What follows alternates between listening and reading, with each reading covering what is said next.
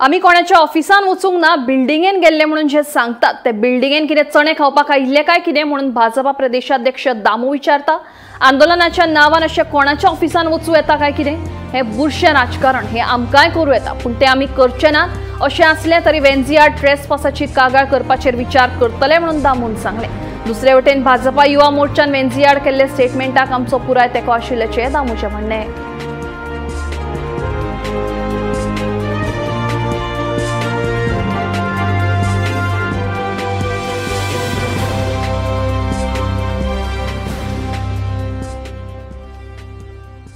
की तुम्ही भारतीय जनता पार्टीचे ऑफिसा कडेन येतले, आमी नाशिल्ले तेन्ना कोण, आनी तुमी येवन दाडो धरतले भितर येतले आनी बिजुडे म्हणटाले ते कोण बिजुडे कोण ना। हे पोरकटपणां चल्ल्यात ती, राजकारण खंय, मुद्दो खंय आनी वावता खंय हें ताणें चिंतपाक जाय न्ही। आनी म्हणून युवा मोर्चा जो आसा तो युवा मोर्चा हो आमची स्ट्रेंथ। युवा मोर्चाक म्हणजे सगळे गोंयकारांकी बी तेडे केल्ली आसा। ज्या तरेन ती भाशा ती चीप भाशेन उलयताले, लोकप्रतिनिधी पळय आसता पळय ते लोकप्रतिनिधीक एक वेवस्थीत अशी भाशा आसता।